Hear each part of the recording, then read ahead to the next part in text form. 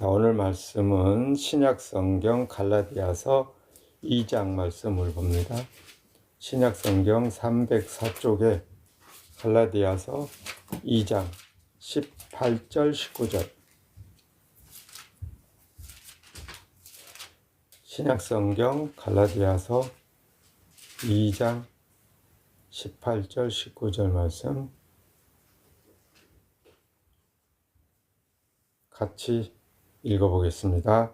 시작. 만일 내가 헐었던 것을 다시 세우면 내가 나를 범법한 자로 만드는 것이라. 내가 율법으로 말미암아 율법을 향하여 죽었나니 이는 하나님을 향하여 살려 함이니라. 아멘. 오늘 갈라디아서 2장 18절 19절 말씀 을 같이 봅니다. 제목을 헐었던 것이라고 했거든요. 우리가 새 집을 지으려면 그 옛 집은, 지금 살던 집은 헐어야 돼요. 물론 땅이 많으면 그 옆에다가 새로 처음부터 지을 수도 있겠죠. 옛날 집 그대로 놔두고. 그런데 땅이 넓지 않으면 있는 집은 헐어내고 거기에 이제 새로운 집을 짓는 거예요. 새 집을 짓는 목적이 뭐예요? 더 편안하고 더 즐겁고 행복하게 쾌적한 환경에서 살아보겠다라는 것 때문에 새 집을 짓는 거잖아요. 근데 새 집을 짓는데 자꾸 옛날 집이 그리워진다는 거는 지금 집이 별로 마음에 안 든다라는 의미가 될 수 있어요. 나라에도 법이 있잖아요. 근데 법을 계속해서 바꾸잖아요. 국회의원들이 입법을 해서 그걸 통과시키고 그리고 법을 또 새로 개정하고 바꾸고 하잖아요. 바꾸는 이유가 뭐예요? 옛날 것이 좋다는 거예요? 나쁘다는 거예요? 나쁘다는 전제 하에 더 좋은 법으로 바꿔가는 거예요. 그죠? 여기 오늘 말씀에 보면은 사도 바울이 18절에 내가 헐었던 것을 다시 세우면 이라고 되어 있어요. 헐었던 걸, 소위 말해서 집으로 비유하자면 이미 새로 집을 짓기 위해서 지금 살고 있는 집을 헐었어요. 헐었던 것을 다시 옛날로 원상복구한다는 것은 이것은 옳은 일이 아니다 그런 의미예요. 그래서 여기 18절에 내가 헐었던 것을 다시 세우면 내가 나를 범법한 자로 범죄자로 만든다 라고 말하는 거예요. 그럼 도대체 이 사도 바울이 헐었던 게 뭐냐? 여기 지금 이제 사도 바울이 갈라디아 지역에 있는 교회들에게 보내는 편지예요. 이 갈라디아서라는 게 서자가 이제 한문으로 이게 편지를 의미하잖아요. 그러니까 갈라디아라는 지역에 살고 있는 사람들에게 보내는 편지가 이제 성경이 된 거예요. 그래서 갈라디아서라고 말하는 거거든요. 근데 그 갈라디아 있는 사람들아 내가 너희들에게 이렇게 말할게 하면서 지금 하는 내용이 편지 내용 중에 우리가 지금 읽었던 것은 2장 18절 19절 말씀이에요. 내가 헐었던 것을 다시 세운다면 내가 나를 범법자, 범죄자로 만드는 것이다 라고 지금 사도 바울이 고백하는 거거든요. 이 사도 바울이 어떤 사람이냐면 헬라식으로 사도 바울이라고 말하지만 옛날에 히브리인으로서 히브리식으로는 사울이라는 이름으로 이 사람 이름을 사용했어요. 그 사울이라는 이름으로 살 때는 이 사람은 태어나서 지금까지 평생 여호와 하나님의 율법, 구약의 율법을 오직 하나님의 법이고 그 율법을 통해서만 하나님께 영광이 된다라는 생각으로 오직 율법만 지켜야 된다. 그래서 율법을 지키지 않거나 율법을 등한시하거나 약간 이게 비하하거나 이런 사람들을 보면은 이게 가만히 있지를 못하는 사람. 자신도 율법을 철저히 지키기 위해서 노력했지만 그 주변 사람들 앞에서도 그 율법 선생이나 마찬가지거든요, 이 사람이. 그래서 그가 여기 어떤 종류의 사람인가를 이 빌립보서에서 3장 6절에 보면 이렇게 기록을 해놓은 게 있어요. 열심으로는 교회를 핍박하고, 자기가 자신을 지금 말하는 거예요. 내가 내 열심으로는 교회를 핍박하고 박해하고 율법에 대해서는 흠이 없는 자라. 본인이 본인을 그렇게 평가하는 거예요. 나는 교회를 핍박했어. 내가 얼마나 열심히 있는 사람이냐면, 소위 말해서 오늘 우리가 지금 교회로 모이잖아요. 이런 교회를 교회라는 것은 예수님의 이름으로 모이는 게 교회잖아요. 그 예수님의 이름으로 모이는 교회를 가만두지 않는 사람이에요. 왜냐하면 그 예수님을 믿는 사람들은 율법은 이미 필요 없다라고 하는 사람들이기 때문에 그 사람들을 보면은 가만히 있을 수가 없어, 이 사람의 열심히. 그래서 교회만 보면 핍박을 했어. 그래서 교회로 모이는 사람들은 무조건 잡아다가 감옥에 가두고 이 사람들을 고문하고, 다시는 예수님을 믿지 않겠다라고 하면은 놔주고, 여전히 예수님을 믿겠다고 하면은 결국에는 십자가 못 박아 죽이도록 하거나, 뭐 그 시대에 막 사자굴에 집어넣거나 온갖 박해를 해서 교회를 말살시키려고 했던 사람이에요. 이게 이제 사울이라는 사람이에요. 그만큼 율법에 아주 철저히, 이 여호와 하나님이 주신 그 율법만이 유일한 이 땅에서 법이고, 그 율법을 떠나서는 이거는 사람이 생각할 필요가 없다, 이렇게 생각한 사람이에요. 그러니까 교회를 보면은 핍박을 했어요.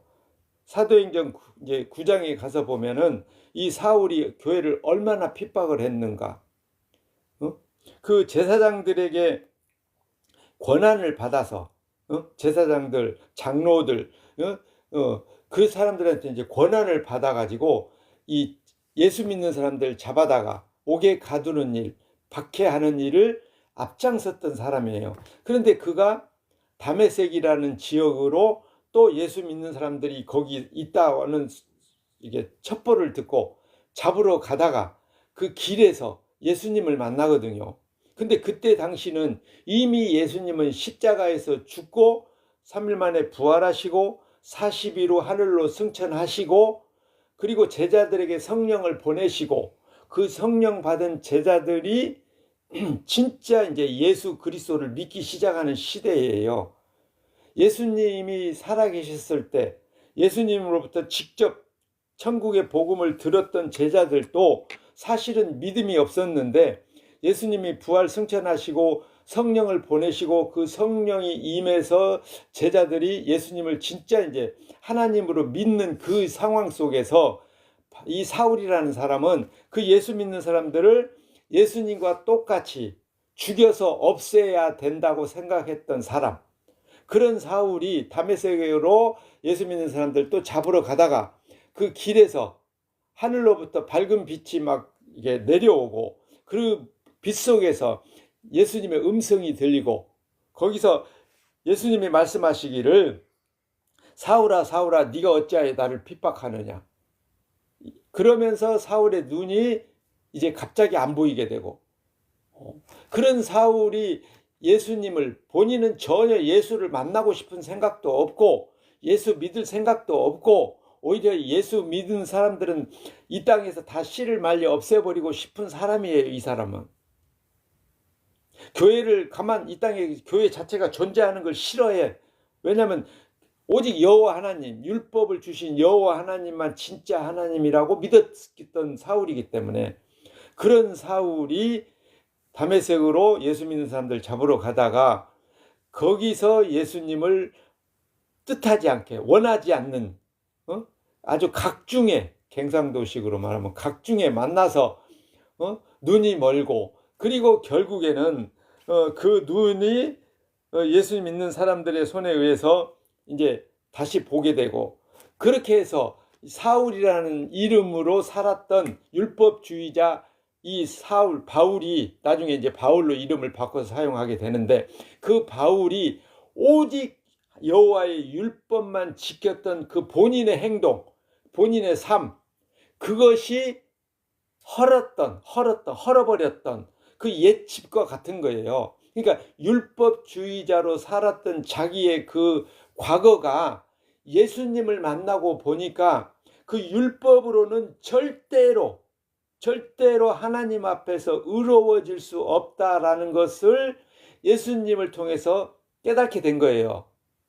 그러니까 예수님 앞에서는 율법을 끄집어낼 수가 없어. 왜냐하면 예수님이 어떤 분이냐면, 예수님은 하나님의 아들이시면서 아들로 이 땅에 오셨는데 본인에게는 전혀 죄가 없이, 아담의 후손도 아니에요. 예수님은 여인의 몸에서 태어났지만 반드시 사람은 정자와 난자가 만나야 사람이 되잖아요. 근데 예수님은 그냥 여자의 몸에서 태어났어요. 남자 없이. 믿고 안 믿고는 제가 뭐라고 강요할 수는 없는데, 성경에 이렇게 마리아의 몸에서, 요셉이라는 남편은 있지만 그 사람하고 이렇게 몸을 섞지 않았는데, 여인의 몸에서 이게 사람이 태어났다는 것은 원래 말이 안 된다는 거거든요. 그렇게 태어난 예수님이 이게 아담의 후손이 아니다 이거예요. 이게 사람의 씨가 아니다 이거거든요. 그 예수님은 그래서 성령으로 잉태됐다. 그 성령으로 잉태된 예수님은 하나님의 아들이고, 아들로 오신 예수님이 자기 죄가 아니라 자기 백성들의 죄값을 대신해서 십자가에서 죽임을 당하는 거예요. 근데 예수님은 원래 그렇게 죽기 위해서 오신 분이에요. 근데 이 땅에서 보면은 자기 백성들 손에 의해서 죽임을 당한 모습으로 예수님은 십자가에서 죽거든요. 그 죽음을 통해서 자기 백성들의 죄값을 다 어떻게 해결을 해버렸다는 거예요. 그 해결을 하신 예수님의 그 마음을, 성령을 받은 사람만 그 마음을 알아요. 성령을 받지 못하면 예수님을 아무리 본인이 믿는다고 입술로 고백을 해도, 교회를 열심히 다니고 예배 참석하고 기도하고 별짓을 다 해도, 성령으로 말미암아 예수님이 십자가에서 나의 죄값으로 말미암아 2000년 후에 살고 있는 나의 죄값을 대신해서 죽어주셨다라는 것을 성령으로 깨닫고 믿게 된 사람이 예수님을 믿는 거예요. 그걸 믿음이라고 하는 거예요. 근데 그런 믿음은 성령을 통해서만 주어지는 믿음이에요. 그걸 에베소서 2장 8절에서는 그게 믿음은 하나님이 선물로 주신다라는 말로 기록을 해 놓은 거예요. 성령을 누가 보냈어요? 예수님이 아버지께 요청해서 보냈잖아요.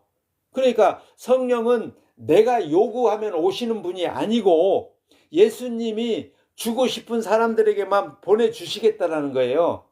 인간적으로, 우리 입장에서 보면은, 아니, 하나님은 우리는 저 한쪽에 밀어놓고 자기가 원하는 대로만 일하시는 분이잖아요. 완전 독불장군이죠.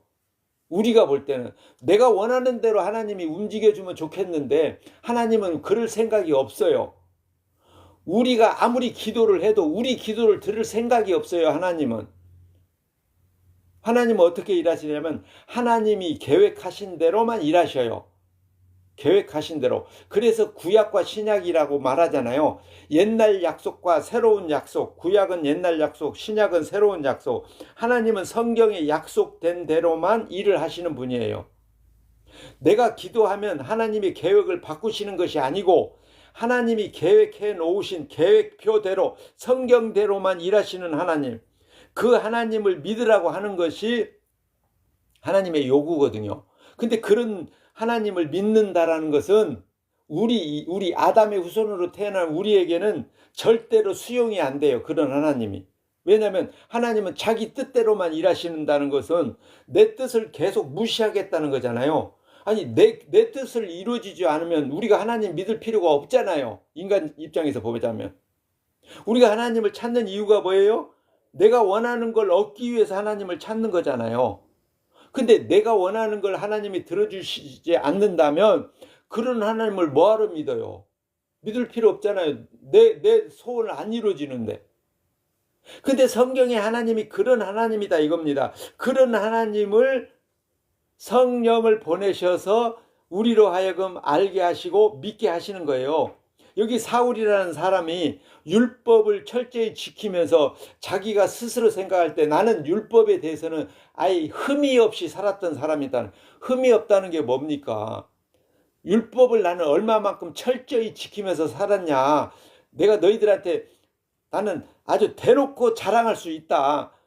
그런데 그렇게 율법을 지켜며 살았던 사울 자신이 다메섹에서 예수님을 만나고 나니까 그 십자가에서 내 죄값을 대신해서 죽었던 예수님의 십자가에서 흘리신 그 피 앞에서는 내가 철저히 율법을 지키면서 내가 흠이 없다고 생각했던 그 생각 자체, 율법을 지키면서 흠없이 살아서 하나님께 영광을 드리겠다고 생각했던 그 생각이 뭐가 되는 거예요? 범죄자가 된다 이 말이에요. 율법을 지키는 게 오히려 예수님 앞에서는 범죄자의 행위가 된다는 거예요. 그걸 예수님을 만나고 나서 알게 됐어요. 왜냐하면 예수님이 이미 십자가에서 내가 다 이루었다 선언을 했잖아요.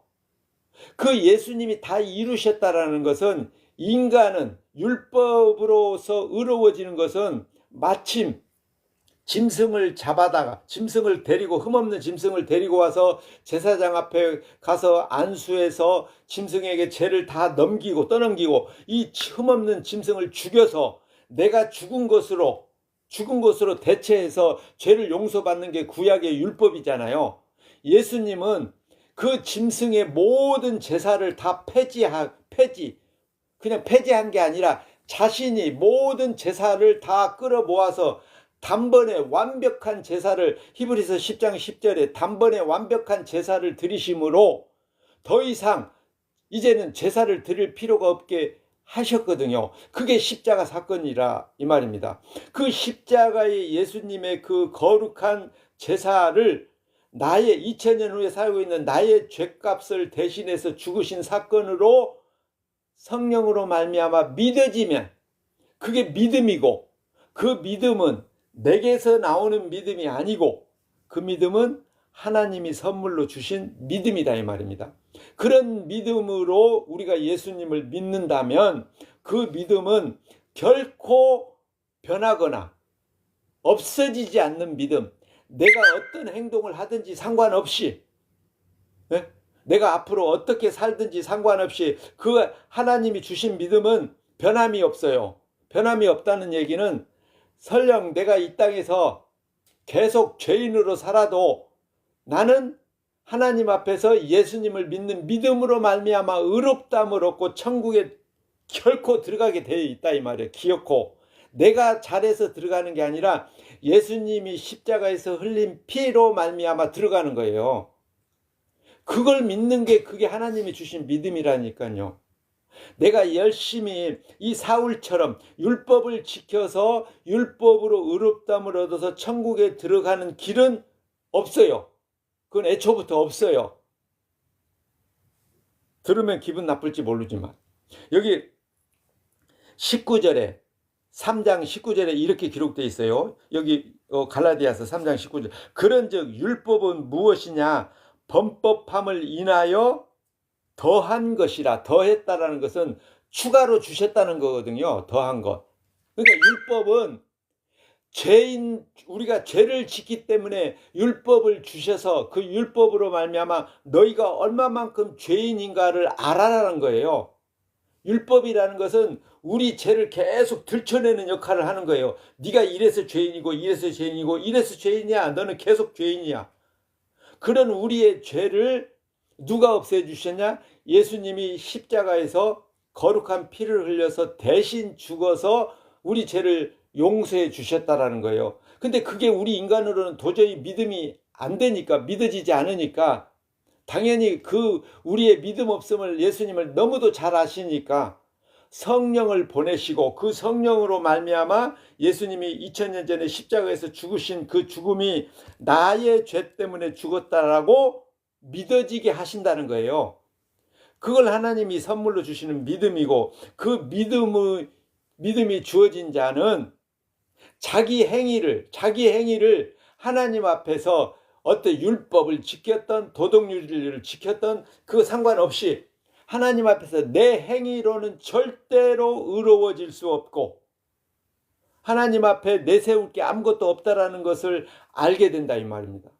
이 사울이 그걸 안 거예요. 다메섹에서 예수님 믿는 사람들 잡으러 가다가 그 환상 속에서 예수님을 만나고 그때에 사울은 내가 율법으로 지금까지 흠이 없이 살았지만 흠 없이 살았던 건 내 생각이고 내 착각이고 그 율법의 행위로 흠 없이 사는 걸로는 절대로 하나님 앞에서 의롭다함을 받을 수 없다라는 것을 그때 비로소 안 거예요.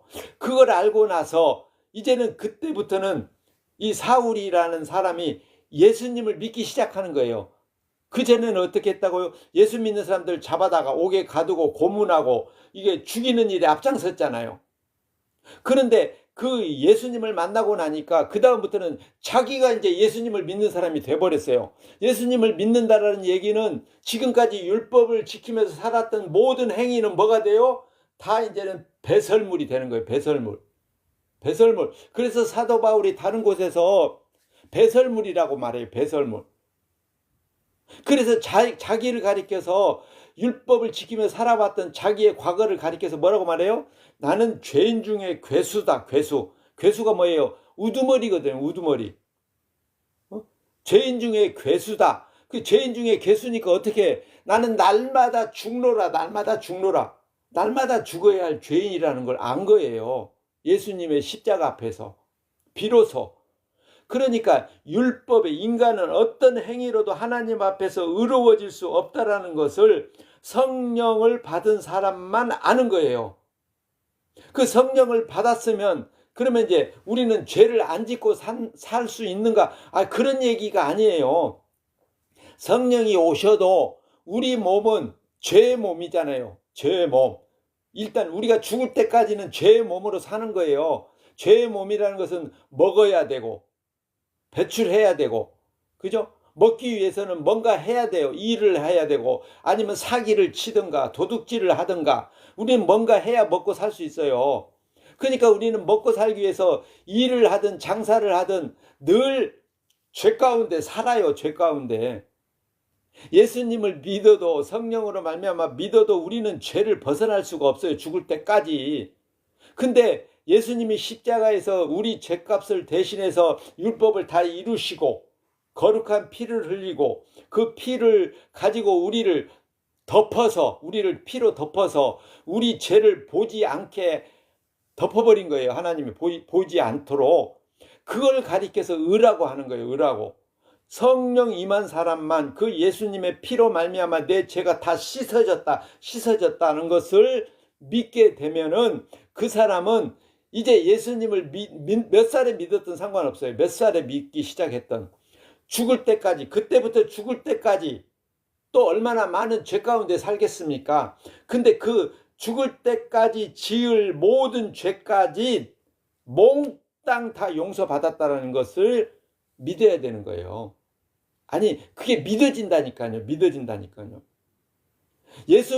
예수님을 믿는 시점까지 지은 죄만 용서받은 게 아니고 믿고 나서 죽을 때까지 내가 또 무슨 죄를 짓고 살지 나도 모르는데 그런 죄는 그러면 어떻게 되겠어요?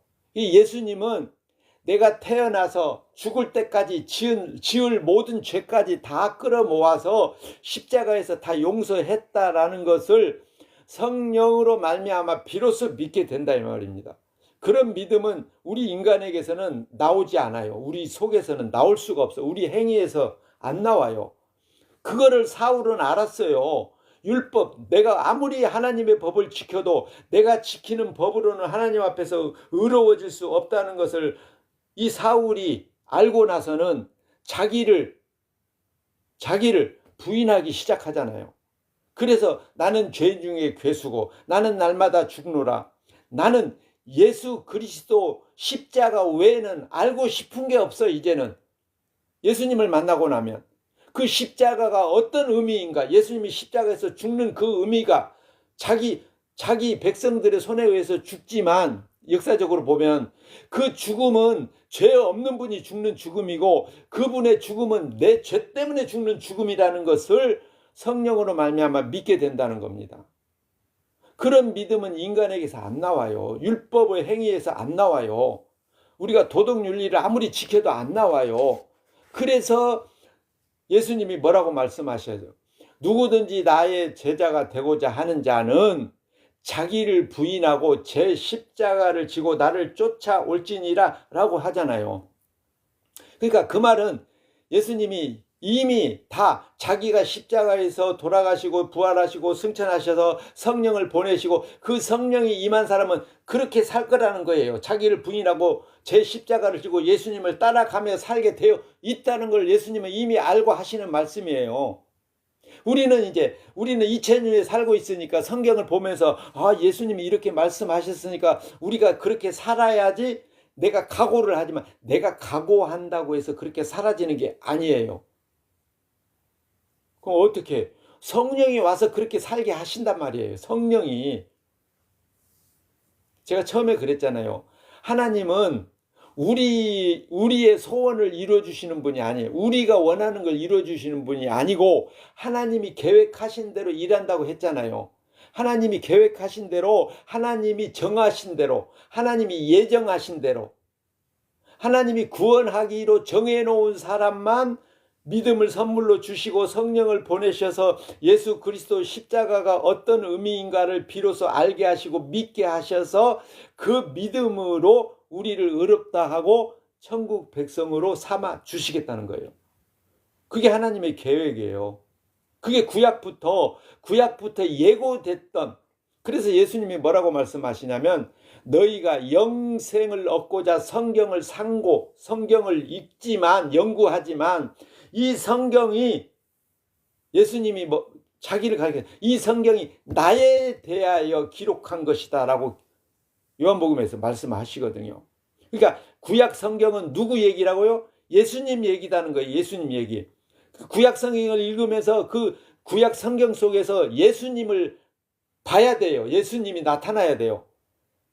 레위기를 읽을 때 예수님이 나타나야 되고 창세기를 읽을 때 예수님이 보여야 되고 신명기, 시편, 잠언 이런 걸 읽을 때마다 그 성경 속에서 예수님이 막 툭툭툭툭 튀어나와야 돼요. 그거는 어떻게 성령 받은 사람만 구약 성경 속에서 예수님을 보게 되는 거예요. 레위기의 제사법을 읽을 때 그 제사의 제물이 예수님이었다라는 것을 비로소 성령 받은 사람은 알게 되거든요. 그 예수님을 만난 사람만 자기 행위를 부인하는 거예요. 나를 부인하게 돼요.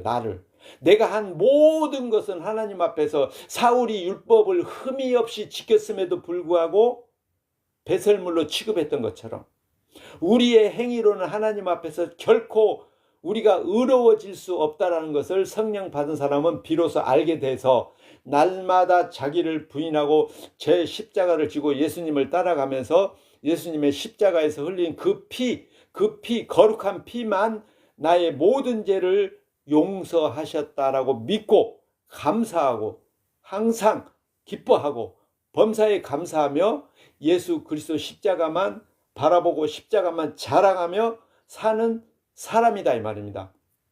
그래서 사도 바울이 그렇게 고백했잖아요. 갈라디아서 6장 14절에 내게는 오직 예수 그리스도 십자가 외에는 결코 자랑할 게 없느니라. 옛날에는 율법을 자랑했잖아요. 자기가 난 율법에 흠이 없어 이렇게 자랑했던 사람인데 예수님을 딱 만나고 나니까 그 다음부터는 율법이 아니야. 그 율법, 버렸던 율법, 헐었던 율법의 행위, 자기의 행위, 그게 바로 버린 거예요. 그러니까 우리가 예수님 믿고 나서 또다시 예수님 믿고 난 사람들도 안식일 대신 주일을 지켜야 된다. 11조를 해야 된다. 감사주일, 맥추절, 추수감사절, 이런 걸 지켜야 된다. 이렇게 막 들고 나오면 이게 사울이 말하는 헐었던 거, 이게 버렸잖아요. 예수님 만나고만 나면 다 버려야 돼. 우리 행위를 다 버려야 돼요. 그 버렸던 것을 다시 세운다면 본인이 스스로 믿음 없는 사람이라고 고백하는 범법자가 된다 이 말입니다. 그래서 우리는 자기 행위를 죽을 때까지 성령에 의해서 부인하게 되어 있어요. 날마다 자기를 부인하고 제 십자가를 지고 예수님을 따라가면서 예수님의 십자가에서 흘리신 피로 말미암아 나의 모든 죄를 용서하신 하나님의 사랑을 감사하고 그 예수님의 십자가를 자랑하며 사는 사람, 그 사람이 성령 받은 사람, 하나님의 믿음을 선물로 받은 사람이 여러분이기를 축복합니다. 그래서 날마다 십자가만 자랑하며 살아내시기 바랍니다. 기도하겠습니다. 고마우신 아버지 하나님, 우리가 우리 자신을 바라보지 않고 우리의 행위를 바라보지 않게 하시고 오직 주님의 십자가만 바라보고 십자가의 거룩한 피로 우리의 모든 죄를 용서하신 하나님의 사랑에 감사하고 믿고 십자가만 자랑하며 살도록 성령께서 이끄시고 순종케 하시고 모든 걸 통해서 주의 뜻을 이루시고 영광만 받으시옵소서. 우리 주 예수 그리스도의 이름으로 기도합니다. 아멘. 하늘에 계신 우리 아버지여, 이름이 거룩히 여김을 받으시오며 나라에 임하옵시며 뜻이 하늘에서 이룬 것 같이 땅에서도 이루어지이다. 오늘날 우리에게 일용할 양식을 주옵시고 우리가 우리에게 죄 지은 자를 사하여 준 것 같이 우리 죄를 사하여 주옵시고 우리를 시험에 들게 하지 마옵시고 다만 악에서 구하옵소서. 대개 나라와 권세와 영광이 아버지께 영원히 있사옵나이다. 아멘.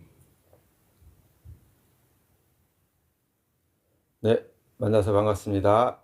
예배 마칩니다. 저희 은지인교회는 매주 일요일 7시 10분쯤 설교가 시작됩니다. 안녕히 가시고 다음에 또 만나기 바랍니다.